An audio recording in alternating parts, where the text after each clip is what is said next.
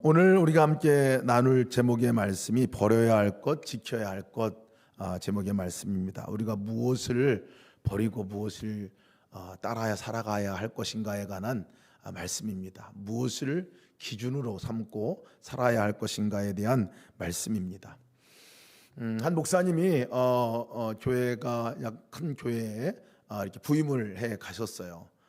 부임을 해 가셔서 이렇게 목회를 시작하셨는데 본인도 좀 이상한 것 가운데 하나가 그 교회 전통이에요. 그 교회 전통은 어떤 전통이냐면 설교자가 흰 장갑을 끼고 설교를 하는 전통이 있었던 거예요. 가만히 보니까 설교자뿐만 아니라 헌금위원들도 또 예배위원들도 흰 장갑을 끼고 안내도 하고 또 이렇게 헌금위원으로 섬기기도 하셨어요. 목사님이 그 전통이기 때문에 그 교회에서 이걸 장갑을 끼고 설교를 계속 하셨는데 여간 불편한 게 아니에요. 이 설교를 할 때 이 장갑을 끼고 설교 원고도 잘 안 넘어가고 성경도 잘 안 넘겨가고 그래서 굉장히 불편하고 또 특히 여름 되니까 뭐 워낙 또 손이 땀이 많이 나서 너무 힘들고 그렇게 했다고 얘기하시더라고요. 근데 이 목사님이 그렇게 어느 날은 설교하시다가 내심 짜증이 나가지고 그래서 이제 이 설교 원고를 넘기려 안 돼서 여기 있는 이 컵에 손을 훅 집어넣어가지고 이렇게 그것으로 원고도 넘기고 설교도 하시는 그것을 했어요. 근데 그것이 이제 교인들 가운데 회자가 되고 어떻게 목사님 그럴 수 있나 뭐 이런 부분들도 있고 결국은 당회가 열려서 그럼 어떻게 하면 좋겠나 하고 의논하다가 당회에서 결정을 했답니다. 어떤 결정을 했냐면 그러면 우리 목사님 우리 장갑 안 끼고 하도록 하자. 근데 그 교회에서 장갑을 안 끼고 설교를 한 게 40년 만에 처음이라 그러더라고요. 40년 동안 그 교회 전통이 지켜져 오고 있었던 거예요. 그래서 예배위원들도 헌금위원들도 그때부터 장갑을 벗고 이제는 장갑 끼지 않는 그것을 했다는 얘기를 들었었는데요. 이 장갑이 그 교회는 굉장히 중요한 거룩한 전통이 사실 남아 있었는데 사실 그 배경이 있었습니다. 배경이 뭐냐면 6.25 지나고 나서 바로 개척한 교회예요, 이 교회가. 근데 그 교회가 처음에 이제 수요 예배도 드리고 새벽기도 드리고 다 주일 예배도 드리는데 수요 예배 때마다도 그때 헌금을 했었는데 어느 수요 예배 때 헌금을 하는데 헌금 위원 되시는 그 성도님이 이 손을 이렇게 가리고 이렇게 헌금 바구니를 돌리더라는 거예요. 그것을 보고 이분이 헛헛 깨달으신 게 손이 부끄러워서 사실은 그때 먹고 살기가 힘들어가지고 시장에 나가서 일하시고 또 노동하고 하니까 이 손이 사실 깨끗할 날이 없는데 그리고 또 그 일 현장에서 바로 교회 와가지고 섬기는데 이 손이 더러워서 사실은 그래가지고 이분이 이제 헌금위원으로 부끄러워하고 있는 그 모습을 보고 목사님이 그러면 장갑을 끼면 좋겠구나 그래가지고 장갑을 사가지고 헌금위원들에게 장갑을 끼기 시작했고 또 안내위원들도 장갑을 끼고 시작했고 그러다 보니까 그러면 나도 저 장갑을 끼고 해야 되겠다 해서 그 교회가 그 이후로다가 이 계속해서 40년 동안 이 전통이 이어져 왔다고 얘기를 하더라고요. 근데 문제는 그때는 그것이 그런 이유 때문에 이 전통이 생겼는데 나중된 분들은 이게 왜 장갑을 끼는지 모르겠는 거예요. 장갑을 끼는 게 거룩하니까 거룩한 것이니까 장갑을 끼고 예배를 드리는구나. 근데 장갑 끼지 않으면 또 거룩하지 않다고 또 어떻게 장갑을 끼지 않고 예배를 이혼을 할 수 있느냐, 헌금위를 할 수 있느냐, 또 목사님이 어떻게 장갑 안 끼고 저기 장갑을 그렇게 불에 빠뜨려 가지고 그렇게 할 수 있느냐 비난의 소지가 되는 원인이 되었다 이렇게 얘기하는 것을 들었습니다. 정말 좋은 의도로 시작한 것이 때로는 이렇게 좋은 전통으로 남기도 하는데 그것이 아무런 그 의도를 모르고 그냥 겉의 형식만 가지고 우리가 판단하고 그리고 그것을 가지고 사람들을 정죄할 때가 참 많습니다. 보면은 믿음의 삶뿐만 아니라 우리의 일상의 삶에서도 그래요. 제가 어렸을 때부터 정말 가뭄에 콩나듯이 생선을 먹은 적이 있는데 생선을 먹을 때마다 그때 꼭 그 아버님이 하시는 얘기가 생선은 절대로 뒤집으면 안 된다 하는 얘기였어요. 생선 먹을 때 위에만 먹고 밑에도 뭐 기술적으로 이렇게 밑에를 파가지고 먹든지 하여튼 생선 뒤집으면 안 된다 하는 것이었거든요. 그래서 제가 왜 생선을 뒤집으면 안 되나 그래서 한번 뒤집었다가 엄청 혼났습니다. 엄청 혼났어요. 어떻게 생선을 뒤집어? 그래서 제가 생선 뒤집으면 뭐 귀신이 임하나? 생선이 뒤집으면 무슨 이게 화가 임하나? 뭐 그렇게 생각할 정도로 어렸을 때 그냥 받았던 교육이에요. 그래서 제가 다른 사람들이 생선을 뒤집어 놓은 거 이렇게 식사하다가 보면 깜짝 저도 놀래요. 아니 집안 저 교육을 못 받으셨나? 저 뒤집으면 안 되는데 저거 이런 마음이 들거든요. 자동적으로 그렇게 배웠던 것이 저뿐만 아니라 다른 사람에게도 판단하는 도구가 되더라고요. 근데 사실 생선을 뒤집지 말라고 했던 이유가 있더라고요. 그것은 어려운 시절이죠, 다. 그때 어려운 시절에 생선을 위에서 먹고 어른들이 먹고 나서 그 뒤에 것을 남겨놓는 관습이었더라고요. 남겨놓고 그래서 위에 거는 먹지만 내가 밑에 까지 먹고 싶지만 딴 사람 먹기 위해서 남겨놓는 관습이 우리의 식객 문화였는데 사실은 그런 문화나 다른 사람을 배려하는 그런 마음은 사실은 온데간데 없고 저는 사실을 알고 있었던 게 뒤집으면 안 된다. 이것만 알고 있는 거예요. 그래서 뒤집으면 큰일 나는 거예요. 뒤집으면 너 왜 뒤집었느냐? 이게 사실은 제가 했던 행동이었기도 했습니다. 사람을 돌아보면 원래 좋은 의도로 시작했다가 나중에 이것이 관습이 되고 또 관습이 돼서 또 형식이 되고 그것이 더 무서운 거는요. 이게 종교까지 가미가 되면 종교적인 습관이 됩니다. 그러면 이것이 하나의 법이 돼버리고 말고 그것이 다른 사람을 판단하는 도구가 되는 것이 참 많이 있는 것을 보게 됩니다. 사실 성경에 나와 있지 않는 얘기인데 많은 부분들 가운데 성경에 나와 있지 않은 얘기인데 교회 안에 이런 관습들이 많이 들어와 있어요. 그리고 그것이 다른 사람들을 판단하거나 또 그것이 성경보다 우위에 두고 살아가는 것들을 많이 보게 됩니다. 우리가 살아갈 때 무슨 기준으로 살아가나 하는 것들은 굉장히 중요합니다. 오늘 결론부터 성경이 말씀하고 있는 부분들은 뭐냐면 예수님이 말씀하고 있는 부분들이 뭐냐면 정말 우리가 따라야 할 것은 그 하나님의 계명, 하나님의 말씀 그거 따라가면서 살아야 한다 하는 게 결론의 말씀이에요. 그 따라가야 할 핵심의 내용도 말씀하고 있는데 그 핵심의 내용이 뭐였냐면 이 계명의 중심은 사랑이거든요. 그 사랑이 모든 것의 기준이 되어야 한다 하는 것을 예수님이 사실은 말씀하고 있는 거예요. 오늘 말씀의 배경은 이렇습니다. 본문의 말씀이 바리새인들과 서기관들이 예수님께 찾아왔어요. 다른 많은 사람들은 예수님께 은혜 받고 병 고침 받고 인생의 문제를 해결하기 위해 왔는데 바리새인과 서기관들은 찾아온 이유가 예수님을 비난하고 깎아내리고 정말 예수님을 그냥 그 인기를 떨어뜨리려고 사실은 찾아온 거죠. 어디서부터 어디까지 찾아왔냐면요. 본문의 말씀 보니까 예루살렘에서 찾아왔대요. 예루살렘에부터 예수님이 계신 지금 이 자리가 게네사렛이거든요. 게네사렛까지 150km 정도 되는 거리를 찾아온 거예요. 한 4일 정도 되는 거리잖아요. 그 거리를 찾아왔어요. 야, 그거 보면 다른 사람 비난하고 다른 사람 깎아내리려고 대단한 열정을 갖고 거기까지 온 거를 볼 수가 있습니다. 시비거리를 뭘 찾을까 해가지고 그렇게 단단히 벼르고 온 이 사람들, 여러분 그럴 때는 다 걸리더라고요. 다른 사람 이 도끼를 가지고 찾아가 보려고 하면 다 단점이고 다 비난할 거고 다 정죄할 거리들밖에 안 남는 걸 보게 돼요. 근데 여기서 보니까 이 사람 마침 보니까 이 제자들이 이 음식을 먹는데 손을 씻지 않고 먹는 것을 본 거예요. 아니나 다를까 이 바리새인과 서기관들이 아주 그냥 세게 정죄합니다. 어떻게 음식 먹을 때 손을 안 씻고 먹을 수 있느냐? 어떻게 그럴 수 있느냐? 이것은 종교적인 우리의 전통적인 관습에도 어긋나는 일이다 하면서 그거부터 비난하기를 시작을 했습니다. 이게 오늘 본문의 말씀의 배경이에요. 점시장의 배경입니다. 유대인들의 정결 예식 굉장히 아주 놀랍습니다. 우리가 상상을 초월하는 법입니다. 성경에 나와 있지도 않은 것들을 비슷해 들어보면 성경 이야기 같아요. 근데 진짜는 아닌 거예요. 그런 전통들이 얼마나 많은지 몰라요. 그리고 그 전통을 생명 걸고 목숨 걸고 따라가는 사람들이 유대 사람들이었어요. 그것을 신앙생활이다라고 생각하고 종교생활이다 고 생각하며 살아갔던 사람들이 유대인들이었어요. 그래서 음식 안식일에 가는 규정들 보면 얼마나 철저한지 모릅니다.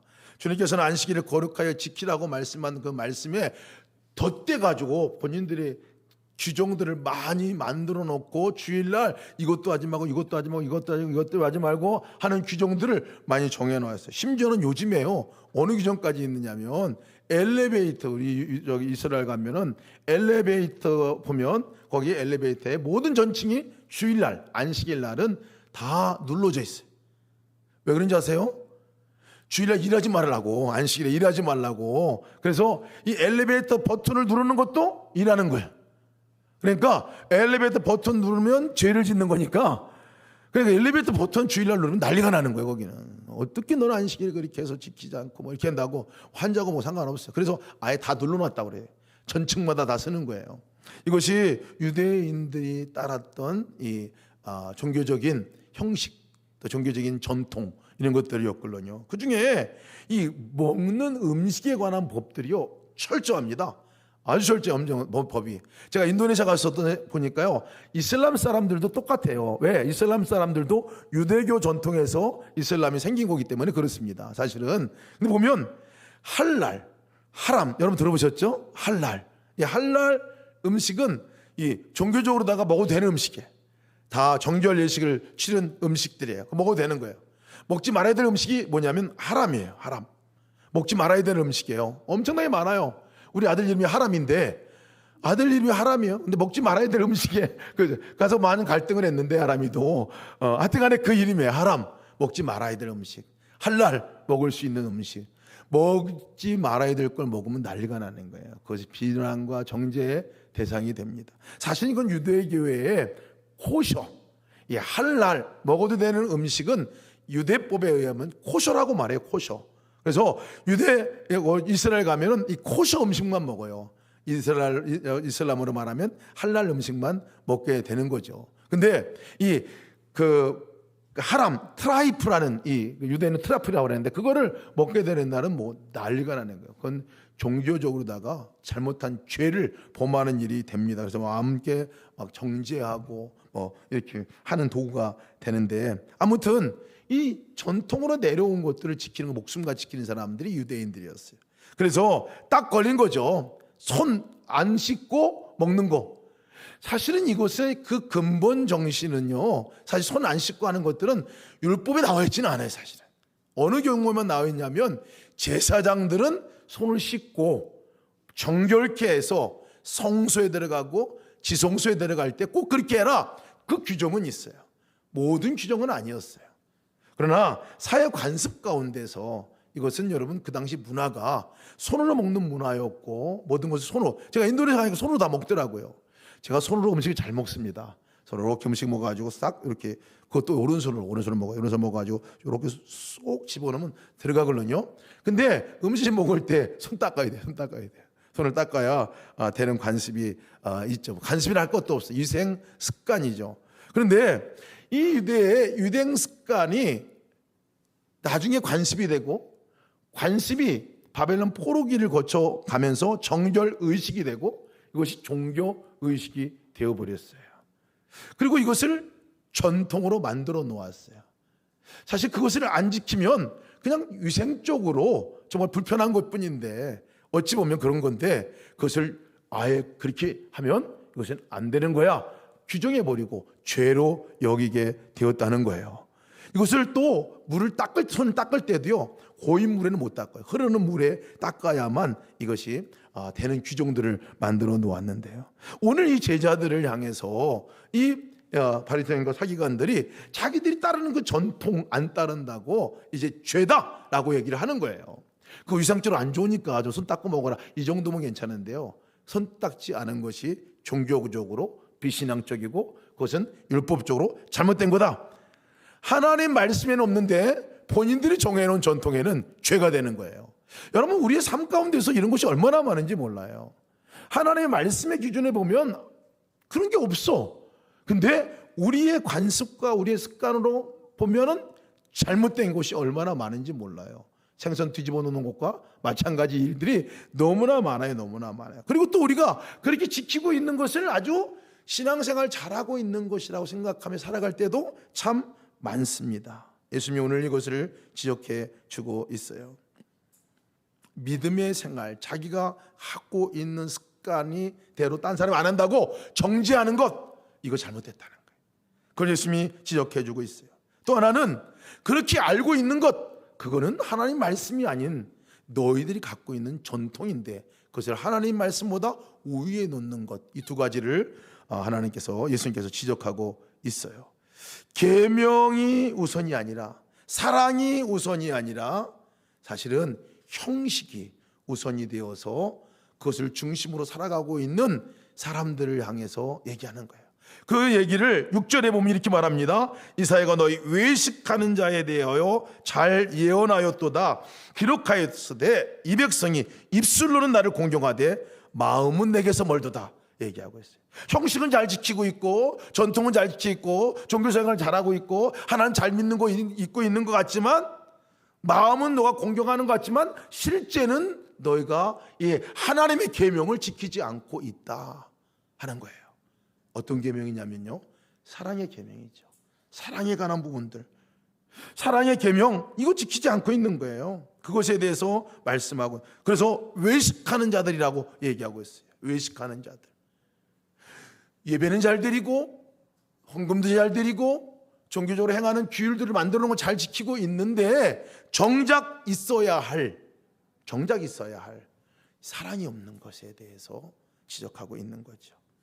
그것을 또 정작 따라야 할 하나님의 말씀은 외면하고 다른 습관적으로 간습적으로 행하는 것들을 우위에 놓고 있는 그 모습을 지적하고 있는 거예요. 그것을 외식하는 자다라고 얘기하고, 고르반의 비유를 들어서 설명합니다. 고르반, 좋은 전통입니다. 고르반, 정말 따로 물질을 떼어놔서 이건 하나님께만 드릴 거, 따로 고르반, 희생제물, 희생제사 할 때 이걸 고르반이라고 그러거든요. 고르반. 이 고르반을 떼어놓고 이것은 하나님께 드릴 거야 라고 해놓는 것을 고르반이라고 말하는데, 문제는 뭐냐면요, 그것을 떼어놓고 진짜 부모님에게 사랑을 베풀고 부모님에게 병원비를 드리고 부모님을 돌봐드리는 그 일에 사실은 이 물질이 쓰여져야 될 순간에도 이건 고르반, 하나님께 드린 거면 된 거야. 그러니 나는 부모에게 복종하지 않아도 돼. 부모를 섬기지 않아도 돼. 하나님께만 섬기면 되는 거야. 하나님께만 잘하면 되는 거야. 다른 사람들 그것도 다 된 거지 하는 이 마음이, 이러한 신앙이 그들 가운데 있었다는 거예요. 이게 고르반 신앙이라고 그래요. 고르반 신앙. 근데 여러분, 이것이 그들에게만 있는 것이 아니라 우리 안에도 있는 것을 보게 돼요. 하나님께서 분명히 말씀하신 것은 네 부모를 공경하라, 아버지나 어머니를 모욕하는 자는 죽임을 당하리라. 정말 엄청난 사실은 말씀을 얘기해 주고 있거든요. 근데 때로는요, 우리가 교회 가는 일이나 섬기는 일이나 내가 여태까지 해왔던 종교적인 아니 습관적인 그것이 우위에 둘 때가 많아요. 그 일보다도, 섬기는 일보다도. 주일에 여러분 부모님이 유독하시거나 어려우시면 여러분 교회를 가야 됩니까? 아니면 병원을 가야 됩니까? 병원을 모시고 가야 되겠죠. 교회 오다가 여러분 어렵고 힘든 사람 만나면, 정말 죽을 지경에 있는 사람 만나면 그 사람을 도와줘야 됩니까? 그 사람을 데리고 병원 가거나 도울 걸 찾아줘야 됩니까? 아니면 교회로 와야 됩니까? 우리 인식 가운데는 벌써 교회 오는 것들이 나쁘다는 얘기, 그럼 교회 오지 말라는 얘기가 아니에요. 교회가 아니라 우선순위에 있어서. 근데 뭐가 기준이 돼야 되냐, 뭘 판단하는 기준이 뭐가 돼야 되느냐 하는 거는요, 전통도 아니고 형식도 아니고 종교적 율법도 아니고 사랑이 돼야 된다는 것을 얘기하고 있는 거예요. 사랑이 돼야 된다는 걸 얘기하고 있는 거예요. 이사야가 외식하는 자에 대해서 잘 예언해 기록하시다. 이 백성이 입술로 나를 공경하되 마음은 내게서 멀도다. 사람의 계명으로 교훈을 삼아 가르치니 나를 헛되이 경배하는도다 하였느니라. 너희가 하나님의 계명은 버리고 사람의 전통을 지키느니라. 여기 두 단어가 있어요. 버리다 이 단어와 지키다 이 단어입니다. 사람의 전통을 지키기 위해서 이 유대인들은 하나님의 율법을 버린 거야. 이렇게 얘기하고 있는 거예요. 그러니 너희가 하나님의 계명을 지키기 위해서 너희의 전통을 버리라, 이 얘기를 하고 있는 겁니다. 여러분, Almost Christian이라는 설교, 제가 참 좋아하는 설교 가운데 하나입니다. 우리 존 웨슬리 목사님이 하신 설교 말씀이에요. 거의 그리스도인인 거예요. 겉으로 볼 때는 형식적으로 너무나 좋은 그리스도인, 교회도 잘 다니고 헌금도 잘하고 봉사도 잘하고 정말 마음을 다해서 다른 사람 섬기는 일도 잘하는 사람인데, 그 부류에 있는 사람들을 보니까 근데 거기에 이런 부류에 있는 사람도 almost 크리스찬이다라고 얘기했어요. 정규적으로 형식적으로다가 그렇게 신앙생활하고 있는 사람의 모습들은 그냥 almost 크리스찬이다라고, 거의 그리스도인이 아니라는 거예요. 사실은 진짜는 아니라는 거예요. 그럼 진짜인지 아닌지를 구분하는 기준이 뭐냐? 그 기준에 altogether 크리스찬, 리얼 크리스찬, 진정한 그리스도인은 누구냐라고 얘기할 때 하나님을 사랑하는 사람, 그리고 이웃을 사랑하는 사람. 하나님 사랑과 이웃 사랑이 이 진정한 그리스도이냐 almost 거의 크리스찬이냐를 구분하는 구분점이라고 얘기해주고 있는 거예요. 여러분, 하나님 사랑하십니까? 여러분, 이웃을 사랑하십니까? 제가 우리 성도들을 보니까 진짜 그러신 것 같아요. 정말 이렇게 주님 사랑하고 이웃 사랑하는 삶을 살아가고 있는 것들을 보게 돼요. 진짜 그리스도인인 거죠. 그것이 진짜 그리스도인인 것이에요. 근데 우리가 늘 근데 점검해 봐야 될 사항은 정말 그런가 하는 부분들이에요. 내가 정말 하나님을 사랑하고 있나? 저는 예배 드리는 것이 하나님 사랑에 아주 정말 중요한, 그죠? 우리가 최고 표현할 수 있는 것이 예배잖아요. 하나님 사랑을 표현할 수 있는 것이 예배인데, 근데 이 예배 가운데 정말 내가 하나님을 사랑하면서 예배를 드리고 있나 하는 것들을 동행일기 쓰면서 점검을 처음 해봤던 거예요.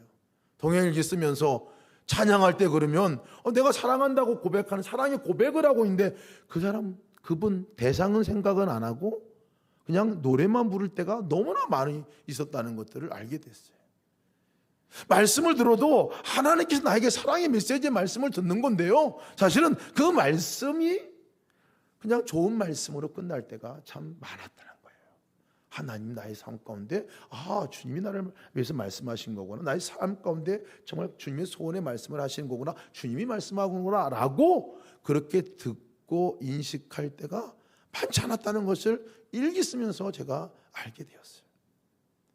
한 시간의 예배 아니면 특별한 충만한 예배를 드리면서도 어떻게 그 하나님을 향한 사랑이 없이 내가 예배를 드렸을까 할 때가 많았어요. 기준이 뭔가요, 여러분? 주님과 동행하는 삶을 산다는 것은 도대체 뭘까 보면 그 하나님의 사랑의 최고 경지가 하는 이 동행이에요. 여러분, 사랑하는 사람과는 함께하는 거예요, 그죠? 사랑하는 사람과는 눈을 마주치고 대화를 나누는 거죠. 사랑하는 사람과는 한마디로 동행하는 사람이, 같이 시간을 많이 보내는 사람이 사랑하는 사람이죠. 인격적인 만남이 있는 사람이 사랑하는 사람이죠. 예배 가운데 내가 사랑을 뭐로 표현할까 보니까 우리가 감사로, 여러분, 우리가 예배 드릴 때 감사로 표현하잖아요. 내 편에서 하나님께 사랑의 고백을 할 수 있는 시간이 도대체 뭘까요? 예배 때 찬양도 있고요, 그죠? 찬양은 곡조 있는 우리의 기도기도 하고 곡조 있는 나의 고백이기도 한데요, 집적도 예배 시간에 감사 제목을 적어가지고 우리가 올려드리는 이 시간은 사랑의 표현의 시간이에요. 사랑의 표현의 시간. 근데 여러분, 예배 때 우리가 그 감사를 정말 하나님께 감사한 마음으로 적어서 또 그것을 하나님께 올려드리는 시간이 얼마나 될까? 매주마다 우리가 감사로 예배드리자 하는 이유가 거기에 있습니다. 왜? 하나님의 사랑의 표현은 감사로 표현되기 때문에, 예배는 감사로 표현되어야 하는 거기 때문에 그렇습니다. 그래서 우리가 일주일 동안 감사 제목을 써봅시다. 주말에 마지막 토요일 날에 한 주간의 감사 제목을 적어봅시다. 그걸 가지고 나서 주님께 기도드려 봅시다. 그것을 우리가 소리내서 기도를 올려드려 봅시다 라고 얘기를 하잖아요. 그게 우리의 사랑의 고백입니다. 사랑의 표현이에요. 어제 우리 행복 플러스 시작 이제 해가지고 2주차를 어저께 하고 나서 마쳤는데 너무 은혜가 되더라고요. 저가 새롭게 시작하는 것 같아요. 저도 제가 가르치려고 사실은 이제 행복 플러스 이제 시작하는 강사로, 제가 강사입니다. 강사인데 이제 점수 매겨 보니까 강사할 자격이 없어. 보니까 점수가 너무 낮아요. 그래서 제가 강사가 아니라 내가 학생이다. 그다음부터 학생으로 완전 전환해가지고 이렇게 했는데, 거기 과제 가운데 사랑의 편지 쓰는 과제가 있더라고요. 거기 사랑의 편지를 써본 적이 별로 없는 거예요. 다들 써본 적이 별로 없어요. 사랑한다 말은 하지만 사랑의 고백을 제대로 해본 적이 없는 거예요. 여러분, 우리의 사랑을 점검해 봐야 돼요. 하나님께 우리의 사랑을 고백으로 적어서 한번 올려보자는 거예요. 여러분, 다음 주에는 이렇게 한번 해봅시다. 다음 주는 추수감사절인데 다음 주 한 해 동안 있었던 감사를 쭉 적어보세요. 쭉 적은 거, 또 그걸 여태까지 적었던 거를 한번 정리해가지고 한번 올려보내세요. 그리고 그것을 편지로 적어도 괜찮습니다. 편지글로 적어가지고 하나님께 여러분 적어보서 올려보시면 좋을 것 같아요. 그래서 다음 주에 추수감사절은 그렇게 감사 제목을 적어 올리는 감사절이 되고, 여러 가지 여러분들이 그 고백을 올렸던 것들을 모아서 하나님께 감사로 올려드리는 시간이 되려고 합니다. 그래서 다음 주에는 추수감사절 때는 예배 때, 제가 처음 우리 예배 시작할 때 그렇게 했었잖아요. 감사하는 거 우리 해봅시다. 하나, 그러면 쫙 감사하고, 둘, 다음 주에 10가지 할 거면 10가지. 다음 주 예배 시간에 10가지 할 거니까 다 적지만 10가지는 소리내서 내가 주님께 감사할 게 뭔가는 10가지는 따로 구분해가지고 적으시고, 헌금 봉투에다가 여러분 적어서 적는 그 하는 것들은 그 10가지를 적어서 이렇게 올려드리면 좋을 것 같습니다. 하나님 사랑에 관한 것들, 우리가 형식적으로다가 그냥 전통과 지켜오는 예배가 아니라 진짜 사랑의 고백이 있는 그 예배가 돼야 진정한 예배가 됩니다. 다른 사람을 향한 사랑도 마찬가지잖아요. 사랑도 마찬가지예요, 여러분. 정말 내가 기준이 뭔가 보면요, 잘 믿고 있나? 기준이 뭐냐면요, 하나님 사랑하는 거 끝나면 안 돼요.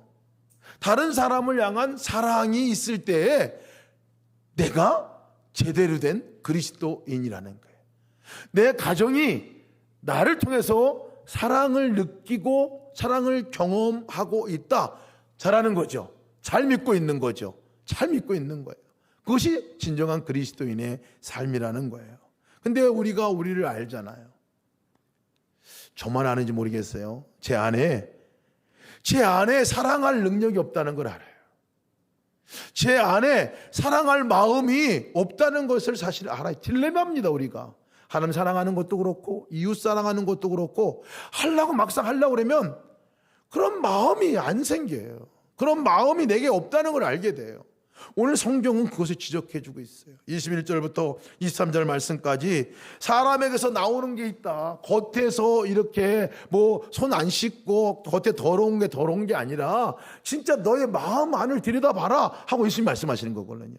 진짜 우리의 더럽게 하는 것은 겉의 것이 아니라, 외형적인 것이 아니라 마음으로부터 더러운 것이 나오는데 너의 마음을 들여다봐라 하면서 주님께서 목록을 얘기해 주시는데 몇 가지냐면요, 12가지 12가지 목록을 얘기해 주고 있어요. 21절, 사람에게서 나오는 그것이 사람을 더럽게 하느니라. 성경 보면 띄워주시는 거죠. 속에서 곧 사람에 나오는 것은 악한 생각, 곧 음란과 도둑질과 살인과 간음과 탐욕과 악독과 속임과 음탕과 질투와 비방과 교만과 우매함이니, 이 모든 것이 다 속에서 나와서 사람을 더럽게 하느니라. 사실 내면의 모습 보면 사랑할 만한 구석이 없는 거예요. 보니까 크건 작건 간에 마음 안에 음란의 마음, 도둑질, 살인, 간음, 탐욕스러운 내 마음, 악독이 있는 이 마음, 속이는 거, 음탕한 거, 질투하는 거, 비방, 교만, 우매함, 언젠가 사라진 것 같은데 어쩌면 그렇게 계속해서 이것이 꽃이 피고 싹이 나듯이 올라오는지, 그런 것들이 우리 안에 있어요. 그러니 사랑의 것들이 나가려고 할 때 사랑의 마음보다는 오히려 교만의 마음이 나가고, 사랑의 말보다는 오히려 비방의 말이 나가고, 오히려 겸손이 아닌 교만으로, 내 안에 탐욕으로 내 것을 취하려고 하는 그 생각으로, 이런 것들이 우리 마음 안에서 나와요. 이게 우리 마음 안의 상태라고 말하는. 돌아보면 사랑할 능력도, 사랑할 마음도, 사랑할 생각도 별로 우리가 준비가 안 돼 있는 것들을 알게 됩니다. 그냥 놔두면 그렇게 살아가는 거예요. 그냥 놔두면. 근데 여러분, 우리 가운데 소망은, 이 계명을 지킬 수 있는 소망은요, 하나님 사랑, 이웃 사랑할 수 있는 소망은 단 한 가지예요. 안 되니까 주님이 내 안에 찾아오신 거죠. 우리 스스로가 안 되니까 아예 마음 중심에 찾아오신 거예요. 마음 한복판에 찾아오신 거예요. 아예 들어와 계신 거예요. 들어와 계신 거예요. 그 마음 안에 어둠이고 더러운 마음뿐인 그 마음 안에 아예 들어오신 거예요. 들어오신 거예요. 뭐 하려고 들어오셨을까요, 여러분? 뭐 하려고 우리를 찾아오셨을까요? 그래서 한마디로 말씀드린다면 사랑하려고. 우리로서는 사랑이 안 나오니까 주님이 우리로부터 사랑하게 하려고, 사랑하는 삶을 살게 하려고 아예 마음에 들어오신 거예요. 아예 마음에. 그러니 우리가 언제 사랑이 나갈 수 있을까요? 아내를 사랑하는 거, 남편을 사랑하는 거 마음은 굴뚝 같아요. 자녀를 사랑하는 거 마음은 굴뚝 같아요. 부모님 사랑하는 거 마음은 굴뚝 같아요. 그런데 현실 가운데서는 안 돼요. 우리로서는 사랑이 안 됩니다. 근데 주님 내 안에 거하시는 그분이 사랑이시니 그분을 바라보고 그분과 연합할 때 사랑이 되는 것을 경험하잖아요. 우리가 동행 나눔의 시간에 나와서 경험하는 고백들은 다 그 고백들이에요. 나는 안 되는 고백이었는데 지금도 과정 중에 있지만 내가 주님 바라보고 주님과 함께 할 때 그 순간만큼은 내가 사랑하며 살 수 있는 순간이 됩니다 라는 고백 아닙니까? 지난주에 나눔방 교회 예배에 계속 제가 돌아가며 참여하고 있는데 너무나 감사해요. 새 가족을 너무 잘 환대해 주셔서 너무나 감사해요. 가면 제가 각 나눔방 교회에서 먼저 새 가족 환영합니다 이렇게 환영부터 해주시더라고요. 저를. 그래서 너무 기쁘고 감사한데 나눔방 교회 나눔을 가질 때마다 제가 참 너무 은혜가 돼요. 우리 성도님들 나눌 때 제가 드는 첫 번째 생각이 뭐냐면 나만 잘하면 되겠구나 하는 생각이에요. 나만 잘하면 되겠구나 하는 생각이에요. 너무나 그 나눔 가운데서 하나님과 살아가시고 또 주님 바라봤던 그 순간에 변화됐던 얘기들을 나눠주시고 역경과 어려움 가운데서도 그것을 이길 수 있는 힘을 또 갖고 나가고 있는 모습들을 보면서도 큰 은혜가 됐습니다. 나눌 때 우리 지난주에 그 나눔을 마치고 그 다음 날 제가 신방을 한 군데 간 가정이 있는데요. 한 집사님의 가정을 갔어요. 왜냐하면 저녁 때 나눔을 가지시는데 저녁 때 상황이 보니까 별로 정말 심각한 것 같아. 정말 많은 어려움이 있고 사람에 대해서 실망하고 또 그 분이 대하는 여러 가지 태도, 공사 중에 있는 그 과정 중에 있는 그것이 거짓말하고 속이고 또 변명하고 뭐 이런 남의 땅을 자기 땅이라고 막 우기고 막 이렇게 하는 이런 것들 가운데서 거의 뒤로 자빠지고 몸이 덜덜 떨릴 정도로 어려웠다라고 이렇게 얘기하시는 말씀을 들었기 때문에 가서 뵈면 좋겠다 하고 갔어요. 근데 가가지고 제가 엄청 어려운 위로를 갖고 왔어요. 힘을 갖고 왔어요. 갔더니 그렇게 어려운 상황이고 그렇게 마음이 힘들고 그 전날만 해도 그렇게 어려운 그 상황이었을 텐데 가서 대화를 나누는데 벌써 다 문제가 해결됐어요.